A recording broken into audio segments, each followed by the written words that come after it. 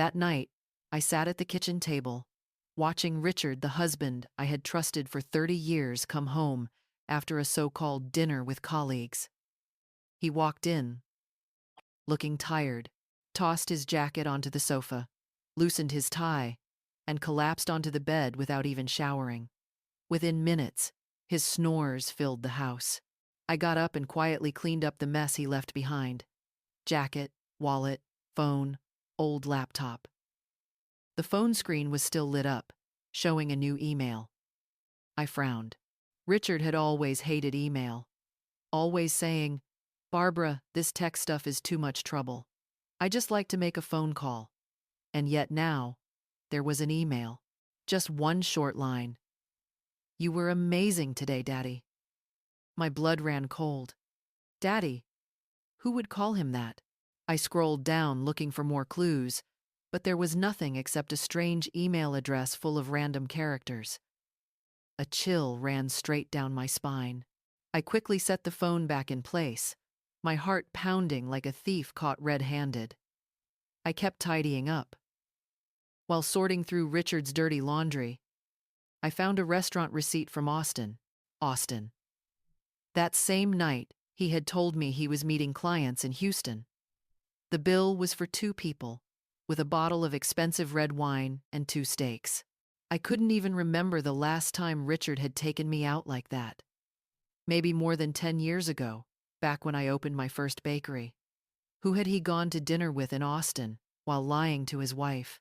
I snapped photos of the receipt and the email. The instinct of a 52-year-old woman never fails. Something was going on. I went down to the garage. Richard's old Ford was still warm, the smell of gasoline lingering. I opened the door, turned on my flashlight, and searched every corner. Nothing unusual, just a few coins and an empty water bottle. But when I reached into the glove compartment, my hand touched something slick and plastic. I pulled it out and nearly gasped a used tube of lubricant. Residue still crusted around the cap.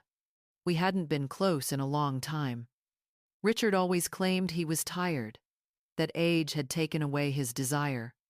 So, who was this for? I froze in the dark garage but forced myself to stay calm and put it back where I found it. Under the back seat, I also found a few crumpled tissues, heavy with a sweet perfume. Not a man's scent, and not my familiar fragrance either. It was provocative, foreign. I took photos of everything, the tube, the tissues, then went back to the kitchen, my hands shaking. The next morning,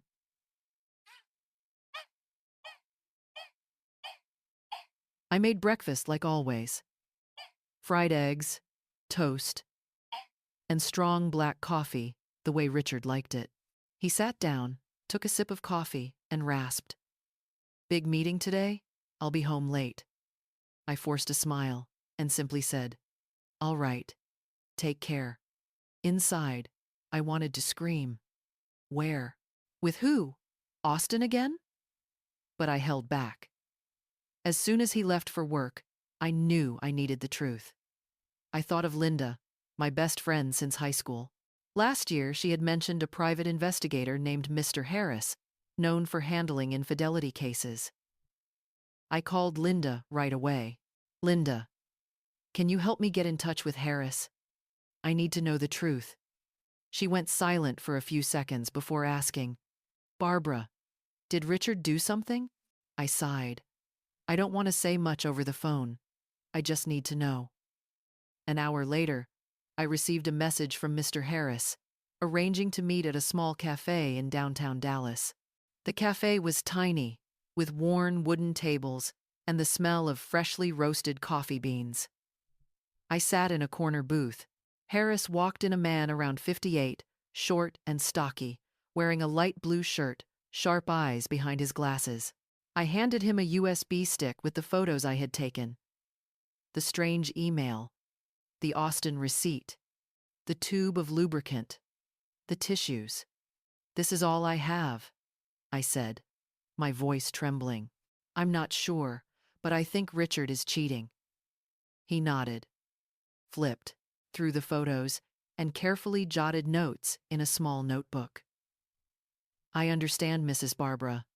I'll start tailing Mr. Richard this afternoon. Don't worry. I'll report back soon. I held back tears, whispering, "Thank you. I just need to know the truth, whatever it is." Harris met my eyes with quiet empathy. "I'll do everything I can. Just stay calm. And don't tip him off." I left the cafe, blending into the downtown Dallas crowd, but a heavy loneliness settled over me. 30 years of marriage. I had poured every ounce of trust into Richard. I had always believed he was a family man, someone who'd stand by me in every hardship. And yet here I was, hiring someone to follow my own husband. That night, as I sat in the small office behind my bakery going over delivery invoices, my phone buzzed. A message from Harris. My heart pounded as I opened it. A photo, Richard in his familiar light blue shirt, holding hands with a woman as they walked into an upscale restaurant in uptown Dallas. I zoomed in and felt my chest tighten. It was Jessica, my daughter-in-law. She was wearing a tight black dress, heavy makeup, crimson lipstick, her hair loose. They didn't look like a father-in-law and daughter-in-law. They looked like lovers on a date. I collapsed into the chair, my hands trembling as I held the phone. Jessica, how could she? At every family gathering, she and Richard always kept their distance, barely speaking to each other. Harris sent more photos. In one shot, they sat tucked away in a corner, the table lit with candles and flowers. Jessica leaned toward him, smiling. Richard clinked glasses with her, his eyes filled with a strange tenderness. Looking at that photo, it felt like my chest was being crushed. In 30 years, I had never once seen Richard look at me that way.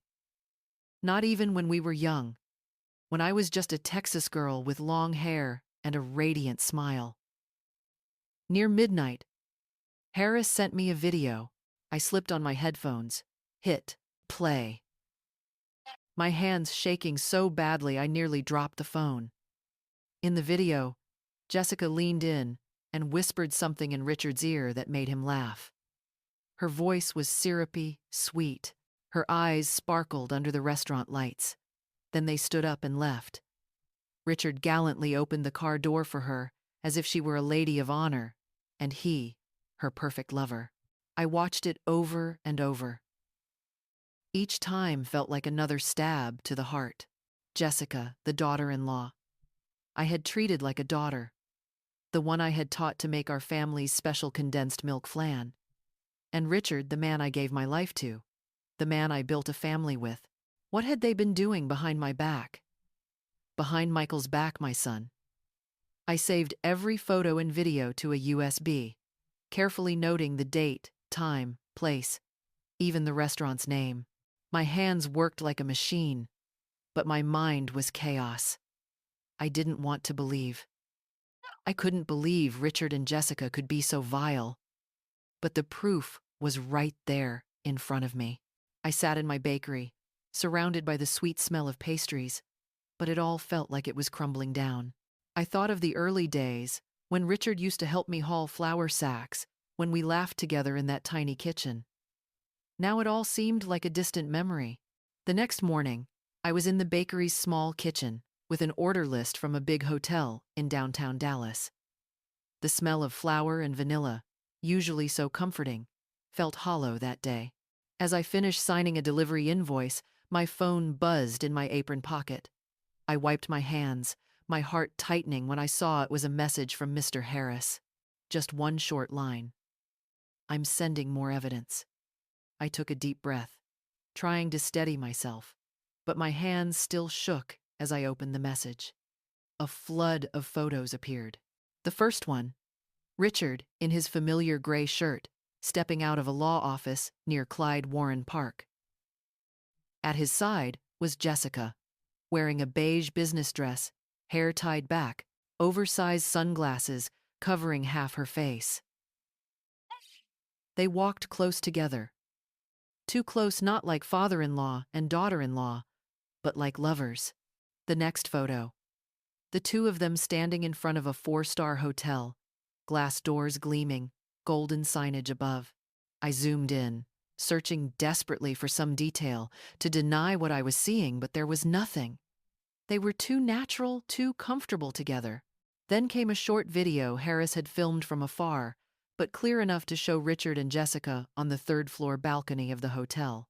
He wrapped an arm around her waist. She leaned her head on his shoulder, her long hair swaying in the light breeze. And then suddenly, like a knife to the heart, they kissed a quick kiss, but without hesitation, without shame. Just that was enough to burn away the last shred of hope in me. I replayed every frame, each one cut deeper. The curtain shifted. Jessica ran out and hugged Richard, her face glowing like a girl in love. I collapsed into my chair, gripping the edge of the table just to keep from falling. Harris texted.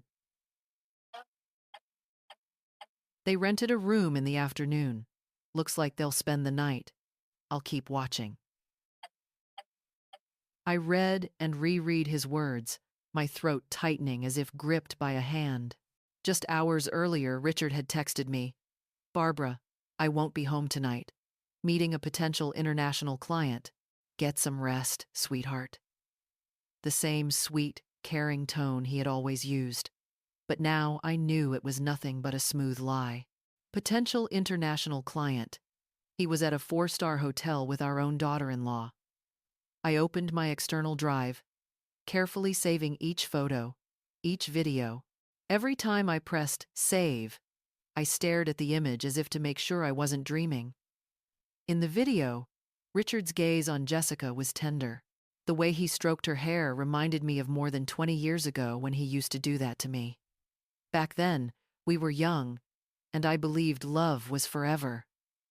Now, watching this, all I saw was deceit and blatant betrayal. I remembered our family dinners, everyone gathered at the table. Jessica always sat far from Richard. Sometimes she'd even glance at him with annoyance. Whenever he cracked a joke, Michael would laugh and tease, "Mom." I thought they just didn't get along, that she was only trying to fit into the family. But now I understood. It was all an act. They had been performing right in front of me, in front of Michael, in front of the neighbors. I felt like a fool, a blind wife, deceived by two traitors in plain sight. Out there, people went about their lives, unaware of what was happening on that hotel balcony, but Mr. Harris had captured the perfect moment, like a silent hunter. I texted back, "Thank you. Please keep following. I need to know everything." He replied simply, "I will. Stay calm." That night, I went back to the house that had once been my home with Richard. I opened the bedroom drawer and took out a thick envelope. I printed every piece of evidence: photos of Richard and Jessica leaving the law office, photos of them entering the hotel, photos of them on the balcony, and every still frame from the video. I organized them neatly, sealed the envelope, and hid it deep in the drawer beneath old family photos. My eyes landed on a picture of the four of us: me, Richard, Michael, and Jessica at Michael's birthday party a few years ago. Jessica smiled and hugged Michael, and Richard stood beside me, his arm around my shoulder, looking proud. Now, looking at that photo, I only wanted to tear it to pieces. Early the next morning, while it was still dim outside, I heard the front door open softly. Richard staggered in, reeking of alcohol.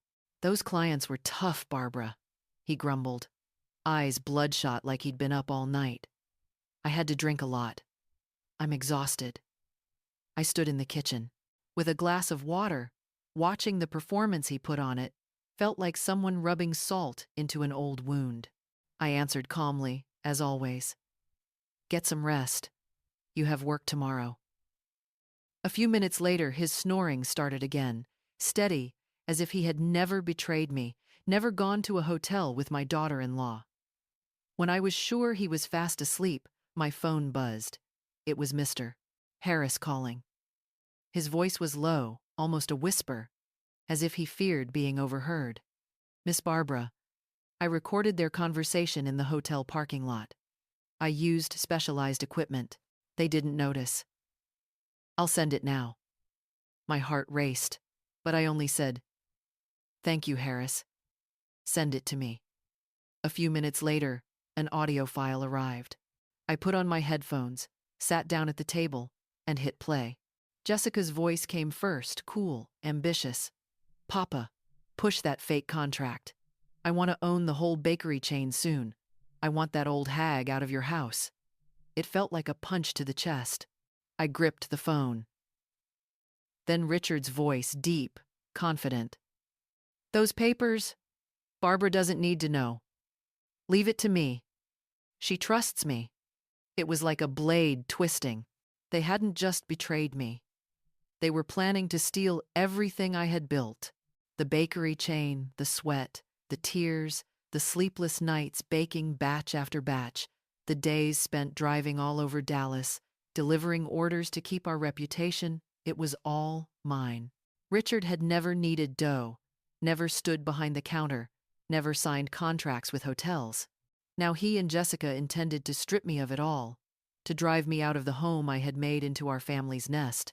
I nearly collapsed, but I had enough composure to copy the audio onto a USB along with the other evidence. I carefully noted dates and locations, clinging to myself like a lifeline amid the storm. The next morning, while I was making coffee at the bakery, my phone buzzed again. Mr. Harris sent another set of telephoto shots.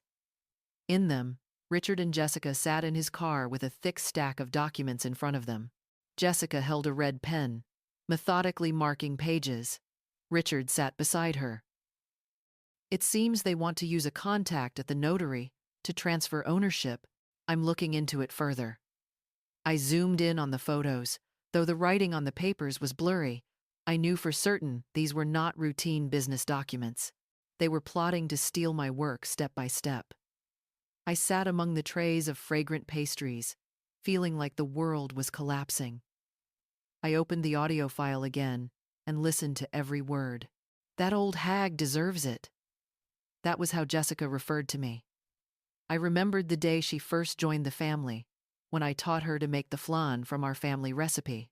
I hugged her like a daughter, believing she was family and would build a future with Michael. And Richard, the man I loved since I was young in Texas, the man who vowed to stay with me until the end, had turned me into a joke. A fool who still believed in love and family. A regular customer came in, Mrs. Clara, who always bought pastries for her grandchildren. "Barbara, your bakery's been busy lately. Your chain is growing. I'm so proud of you," she said warmly. I forced a smile and replied, "Thank you. I'd do my best." But inside, I was a mess. I wondered if she knew the truth. Would she see me as a strong woman, or just someone betrayed by her husband and daughter-in-law? I wrapped Mrs. Clara's pastries, saw her out the door, then collapsed into a chair, holding my head. I wanted to cry, but had no more tears left. Instead, a quiet fury burned like an oven, ready to flare at any moment. That night, at dinner, I sat across from Richard in the small kitchen under the warm yellow light that made his face look foreign. He ate and spoke in a steady voice as if nothing had happened. "Barbara, this week I have to sign some important papers at the company. I might need you to look them over. It's a bit complicated." I pretended to nibble my bread, but Jessica's recorded voice kept echoing in my head. "Papa, push through those fake contracts." I knew he was probing, trying to drag me into their dirty plan. I pressed my lips together. "Okay, another time. I'm tired now." He nodded, took another sip of wine, and looked at me as if everything were still fine. But I knew behind that smile was a man willing to take everything I had built. Richard drank a few more glasses, his face flushed as he muttered about a difficult client. I nodded as if listening, but inside I wanted to scream. Does he think I'm stupid? When he staggered up and went to the bedroom, I began clearing the table, each movement deliberate, holding down the surge of courage boiling up inside me. He threw himself on the bed, snoring loudly, and left his car keys on the bedside table, glinting in the dim light. I stared, my heart pounding. This was my chance. I crept into the room, careful not to make a sound. Every step was a balance between pain and decision. I took the keys, clutched them, and headed straight for the garage. The night was quiet, only the chirping of crickets in the yard. I turned on my phone's flashlight. The weak beam landed on Richard's old Ford. The smell of gasoline and a strange perfume lingered. I opened the glove compartment. There lay the tube of lubricant, the cap loose, residue crusted around the rim. Clearly, they had used it again, confirmation that Richard and Jessica continued their secret filthy business. I carried the tube into the kitchen, set it on the table, and washed my hands with lemon soap. I scrubbed hard, as if trying to wash away every trace of the potty, betrayal I had just touched. The lemon scent didn't calm my anger, but it helped me stay composed. I opened the toolbox and pulled out a tube of clear industrial glue, the same kind I once used to fix a chair at the bakery. I carefully opened the lubricant tube, squeezed in the glue drop by drop until it was full. I wiped the tip clean, shook it lightly so the glue mixed with the gel, then tested a little. From the outside, to the naked eye, no one could tell the difference. I took a deep breath, looking down at my small creation, my first step toward revenge. It flowed smoothly, just like the gel. To the naked eye, no one could see a difference. I gave a faint smile, though inside me was a storm. This wasn't a game, it was the first step to reclaim justice. I put the tube back into the compartment. I adjusted the floor mat and the seat to their original positions, as if no one had touched them, then closed the car. I opened the trunk to check. Just a few crumpled plastic bags, an empty water bottle, and an unused condom tossed in the corner. My heart tightened. But I wasn't surprised anymore. I snapped a photo, adding it to my growing evidence collection. Each photo was another piece of the puzzle. A reminder that I couldn't let Richard and Jessica keep lying.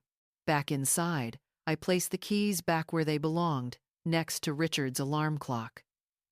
I grabbed an old book, sat on the sofa, and pretended to read. The yellow light spilled across the page, but I couldn't focus. My mind was spinning. I thought of Michael, my son, believing he was happy with Jessica, not knowing the horrifying truth. How could I tell him that his wife and his father were betraying us both? I thought about the bakery chain, 30 years of work, the sleepless nights, the fights with Richard just to keep the dream alive. He never really understood, but I believed he supported me. Now I knew. He had only been waiting for the chance to take it all. About an hour later, Richard stumbled into the kitchen for water. He saw the keys on the table and didn't suspect a thing.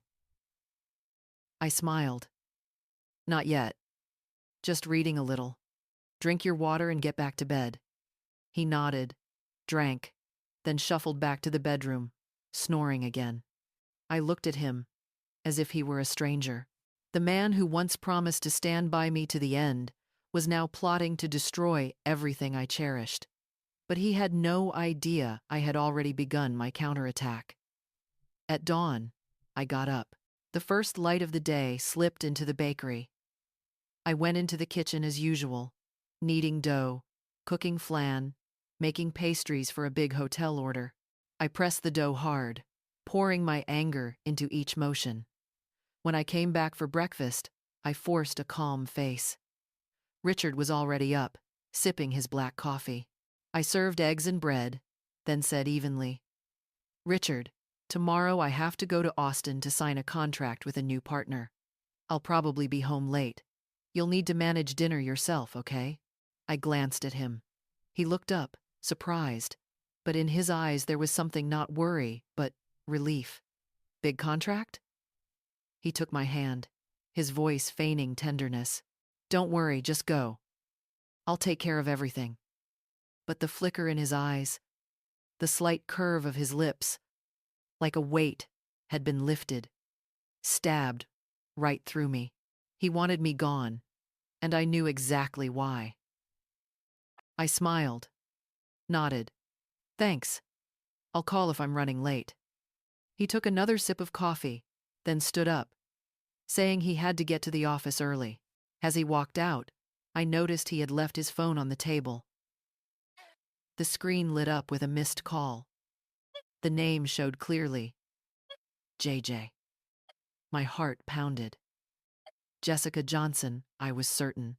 Before I could touch the phone, Richard rushed back, grabbed it quickly, and shut off the screen right in front of me. Forgot it, he muttered, forcing a smile, then left again. I stood staring at the closed door, feeling like I'd been slapped. He didn't even bother to hide it anymore. That day, I moved like a machine, delivering pastries, signing invoices, smiling at customers. But my mind was only on Richard and Jessica. I couldn't let them keep their charade behind my and Michael's back. I needed more proof. Proof of them speaking freely, thinking no one could hear. That night, I pretended to be tired and went to bed early. I told Richard, "Tomorrow, I have to get up early to catch the bus. I'm going to sleep now." He nodded, patted my shoulder. "Get some rest, Barbara. Be careful on the road." I lay down, eyes shut, but ears sharp to every sound in the house. Near midnight, when the snoring stopped, I heard him quietly leave the bed. The faint glow of his phone cut through the darkness. He left the room, believing I was asleep. I stayed silent, heart racing. I crept out, tiptoeing, hiding behind the heavy curtain in the living room. I saw him standing in a dark corner near the window, phone pressed to his ear, speaking softly. "Come over tomorrow. That way, we won't need to go to the hotel. Barbara has to go sign a contract. She'll be home late." I heard a soft laugh on the other end, Jessica's sweet voice. "Perfect, Papa. Finally, some peace." Richard chuckled. "Yeah, come early. I'll be waiting." Behind the curtain, my blood boiled. They weren't just betraying me, they were planning to turn my own house into their love nest. Disgusting. I slipped quietly back to the bedroom. I opened the drawer and pulled out Michael's old voice recorder, the one I had bought him in college to record lectures. I checked the batteries, replaced them with new ones, and switched on continuous recording. I hid it behind the bookshelf in the bedroom, right by the nightstand, certain it would capture everything. I cleverly covered it with a family photo frame. The four of us on Michael and Jessica's wedding day. Looking at the photo, I felt bitterness in my mouth. Jessica's smile, Richard's embrace, now nothing but lies.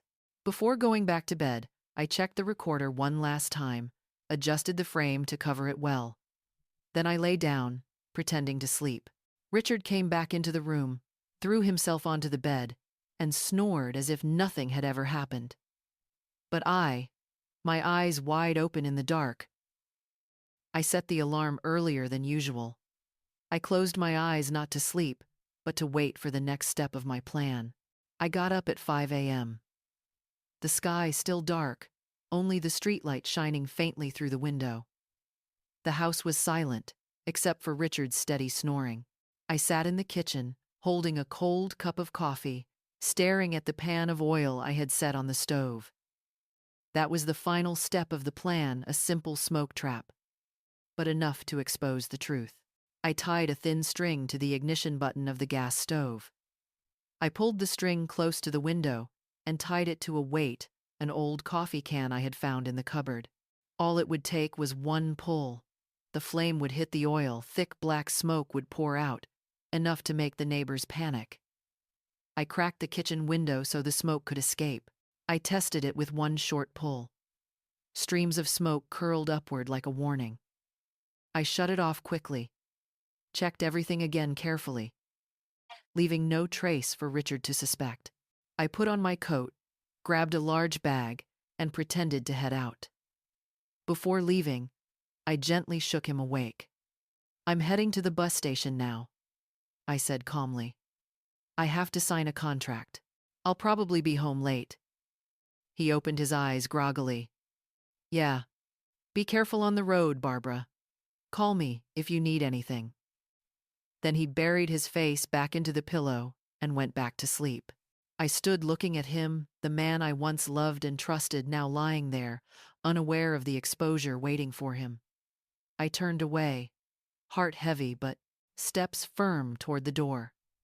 Instead of going to the bus station, I crossed over to Linda's house, my neighbor and close friend, right across the street. She opened the door, saw me with my bag, and looked worried. "Barbara, why are you up so early? Is something wrong?" I forced a smile. "Linda, can I sit here for a few hours? I need to keep an eye on my house." She frowned, but didn't ask more. She poured me a hot cup of coffee and pulled a chair near the window from there. The entrance to my house was in clear view. The place where Richard and Jessica would walk in. The place where the truth would come out, near 10 a.m. A taxi stopped in front. Jessica stepped out, light floral dress, dark sunglasses like she feared being recognized. Richard opened the door, glanced around nervously, then quickly ushered her inside. I gripped the coffee cup tight, my heart pounding out of my chest. "It's time," I muttered, opening the app connected to the recorder hidden in the bedroom. The sound came through my earbuds, Jessica's heels clicking, glasses clinking, heavy footsteps. Then Richard's raspy voice. "Oh, this is peaceful. No more sneaking around motels." Jessica laughed. I bit my lip, swallowing rage as I heard her mockingly call me the old hag. Then the bed creaked, the sounds I never wanted to hear. I closed my eyes, took a deep breath, and told myself, "Just a little longer, Barbara, just a little longer." A few minutes later, Jessica screamed, "What the hell? We're stuck together!" Her voice panicked, nearly crying. Richard growled, "Calm down. Let me see." I smiled faintly, tapped my phone to trigger the alarm I had set. In one motion, black smoke from my kitchen began billowing out fiercely like a signal flare. Linda startled, glancing across the street. I felt oddly calm. Neighbors rushed into their yards, shouting, "Barbara's house is on fire! Call 911!" Mr. Carter, at the corner, immediately dialed the fire department. I sat there, still holding my coffee, eyes fixed on my house. Everything was unfolding as planned. In my earbuds, Jessica's voice grew desperate. "Richard, do something!" "I can't move," Richard shouted. "Shut up, I'm trying." But I knew they were helpless. They wanted to steal my bakery, my family, my dignity. Now, they would pay. The smoke poured thicker. Neighbors crowded, yelling in alarm. "What's happening? Where's Barbara? I heard she went out of town." Linda looked at me, suspicion in her eyes, but said nothing, only squeezed my hand. I knew she was piecing it together, but I didn't need to explain. The truth was about to explode, and I was ready. About 10 minutes later, the wail of a fire truck echoed at the end of the street like a death knell. The red engine screeched to a stop in front of my house. I saw Michael, my son, in his captain's uniform, jump from the driver's seat, face tense. He shouted, loud, voice firm, "Gear up, there are people inside." I looked at my son, a stabbing pain in my chest. The boy who always took pride in our family was about to face the cruelest truth. I wanted to run to him, hold him, say, "Forgive me, Michael." I had no choice. But I stayed still, letting everything run its course. The smoke from the kitchen was still thick, enough to make his crew believe there was a real fire. Michael led the charge, swinging a sledgehammer to break down the door. The crash of splintering wood echoed down the block. His teammates rushed in with hoses and extinguishers. From the bedroom came chaos, Richard's desperate shouts mixing with Jessica's sobs. Do something, Richard. I can't take it. Shut up. Stop yelling. I bit my lip, clutching my phone tight, the app still streaming sound from the hidden mic. They were stuck, helpless, just as I had planned. Michael entered the bedroom. I could only imagine what he saw. His own father and his wife, naked, glued together, faces pale with pain and panic. I wasn't there. But through the earbuds I heard Michael's voice falter, trembling. What? What is this? A firefighter behind him gasped. Oh my God! Another couldn't hold back a laugh, but Michael immediately barked, Silence. I knew that shout wasn't only to maintain discipline.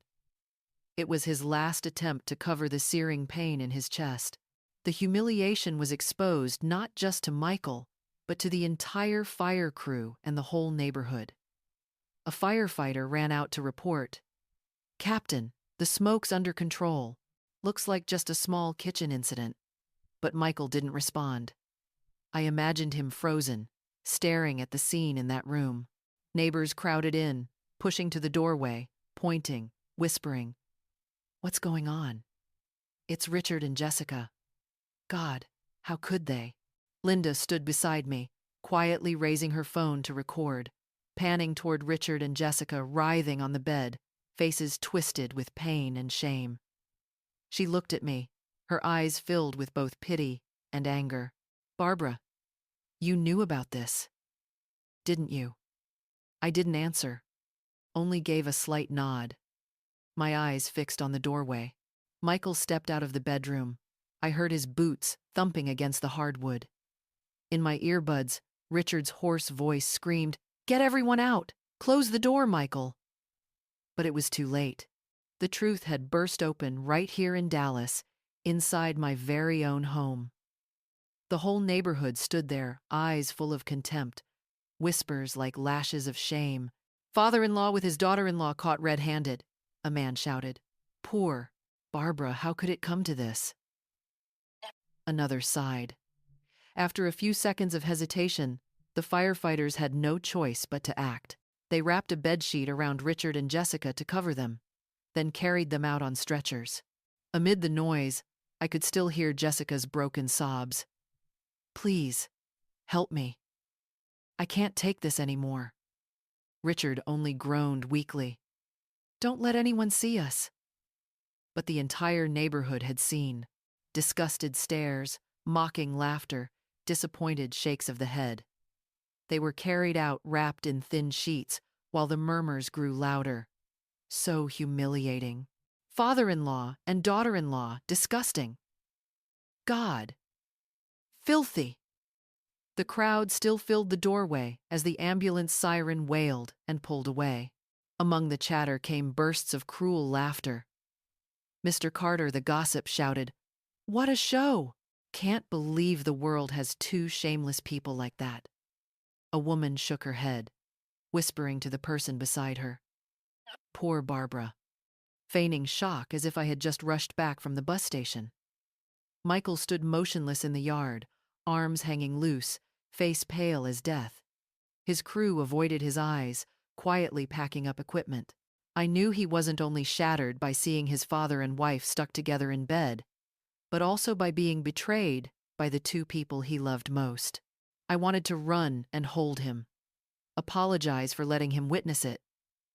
But I held back, following Linda to the hospital. We sat in the third-floor hallway, waiting. I kept the worried look of a wife who had just learned her house had caught fire. Hours later, a doctor walked out, sweat on his forehead. He looked at me and lowered his voice. Mrs. Barbara, we managed to separate them. Fortunately, no serious damage. Just some ointment for the skin. I nodded, pretending to be relieved, while my fingers brushed the handbag where I had 2 thick tubes of mustard prepared. Thank you, doctor, I said, my voice trembling to mask my plan. Can I visit them now? He nodded, leading me to the nurse's station to pick up the ointment. The young nurse looked at me with sympathy. "Ma'am, this is such a difficult situation. I'm really sorry." I gave a faint smile, and just as she turned away, I switched the tubes, slipping in mustard instead. My hand was quick and precise, as if I had rehearsed it in my head 100 times. I stepped into the room with the medicine in hand, feigning concern. "Richard, Jessica, are you both okay?" Jessica lay on the bed, hair tangled, eyes red, not daring to look at me. Richard was still pale, stammering. "Barbara, I can explain." I didn't let him continue. I set the ointment tube on the nightstand, then turned and walked out. A few minutes later, a piercing scream came from the room. Jessica clutched her face, crying, "It burns! My skin is on fire!" Richard writhed, cursing. "What the hell is this? Who did this?" A woman whispered to her daughter, "It's them, the couple from this morning, the father-in-law and his daughter-in-law." "How humiliating." Another added, "Serves them right." The doctor rushed into the room, telling the nurse to wash and neutralize their skin. But Richard and Jessica's shame was already public, impossible to hide. The video Linda had filmed of them being carried out of my house was already spreading across the neighborhood and then onto social media. I sat in the hallway, listening to the whispers, feeling like the entire world was witnessing the downfall of two traitors. When the crowd began to thin, Michael walked in, holding a thick folder. I had called him as soon as the ambulance left, asking him to bring the envelope of evidence I had hidden in the drawer and the 2 sets of divorce papers I had already prepared. He handed me the folder, his eyes empty, saying nothing. I opened it, pulled out the papers, and laid them on the table in front of Richard and Jessica. Looking straight into their eyes, my voice was cold but steady. 30 years of marriage end here. Sign it. Then do whatever you want, just stay out of my life and my son's life." Jessica collapsed in tears, looking at Michael. "Baby, forgive me. I was wrong. I'm begging you." Michael only stared at her, with eyes hard as stone, then turned away without a word. Richard tried to grab my hand, his voice trembling. "Barbara, listen to me. I didn't want this."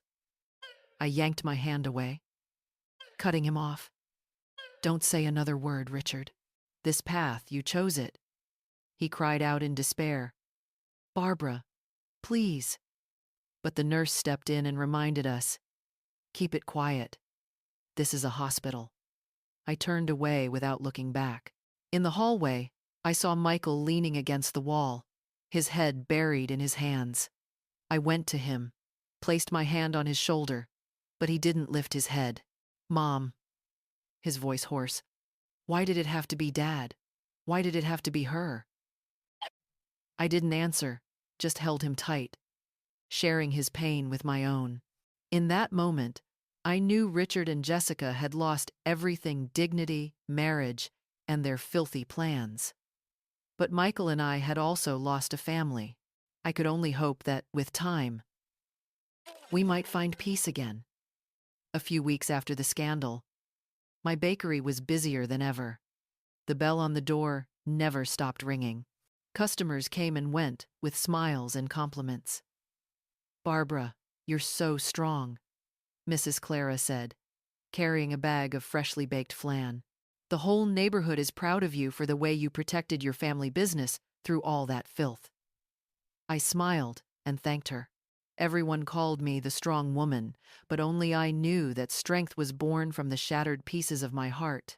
Each time I looked at the oven, where I had poured 30 years of sweat and tears, I remembered Richard and Jessica, the two who tried to steal everything, but failed. And here I still stood with my bakery, with Michael, and with a new life. Michael moved back in with me right after everything happened. He spoke little about it, but I could see he wasn't the same. No longer the cheerful, smiling son I once knew. His eyes had grown deeper, carrying a wound that hadn't healed. "Mom, I want to stay here for a while. he said that first evening, dragging his suitcase. I'll help you manage the shop, talk to customers, whatever you need. I hugged him, feeling the warmth of the child I had raised, and only nodded. I knew he needed time, and so did I. Every morning, we opened the bakery together. I lit the ovens, set the trays. Michael checked invoices, called hotels and restaurants. Mom, the Hilton downtown wants to increase their pastry order for next week, he called from the counter, his voice calm but missing the old spark. I answered, all right, confirm it. I'll add another batch. Those simple moments brought me the peace I had long lost. No more deceitful glances from Richard, no more sugar-coated schemes from Jessica. Just me and Michael, holding on to what remained.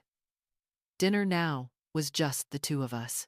We sat across from each other in the small kitchen, eating simple meals. Sometimes chickpea stew with roasted chicken. Sometimes just bread with coffee. Mom, let's make flan this weekend, he said one evening, offering a faint smile, the first smile I'd seen from him since everything happened. All right, I replied, relieved, but you stir the caramel for me. He nodded. In that moment, I felt that little by little, we were healing. I began giving myself time, something rare in the last 30 years. I joined a cooking club at the community center where women my age shared recipes and stories. Barbara, you make the best flan in the group, one woman joked when I brought in a tray of dessert. I laughed. Just a little trick I learned from my mom back home. I also started going to church on weekends, sitting quietly in the pews, the colored glass casting light across my face. I prayed not for Richard or Jessica, but for Michael, for myself, that we would have the strength to move forward. Sometimes I walked with Linda around the park, listening as she shared neighborhood gossip. Barbara, she said, eyes sparkling. People are still talking about Richard and Jessica, but everyone says the one who won is you. I just smiled without answering. Maybe I won, but the price was an entire family. Michael slowly began to change too. Yesterday we put out a fire at a market, he shared over dinner. It was dangerous, Mom. But luckily no one got hurt. I listened, my heart swelling with pride. Be careful, I said, my voice trembling. I only have you now. Michael looked at me tenderly. Don't worry, Mom. I'll never leave you alone. Those words were like medicine, restoring my faith that even though I had lost so much, I still had my son, the one who would always stand by me. One afternoon, the bakery was full of customers. I sat at the counter, watching the busy street. The doorbell rang nonstop. The sweet scent of pastries filled the air. I looked at the trays of flan and bread, thinking about the road I had traveled. I had built this bakery with my own hands, from a young Texas girl to a woman who had learned how to stand tall.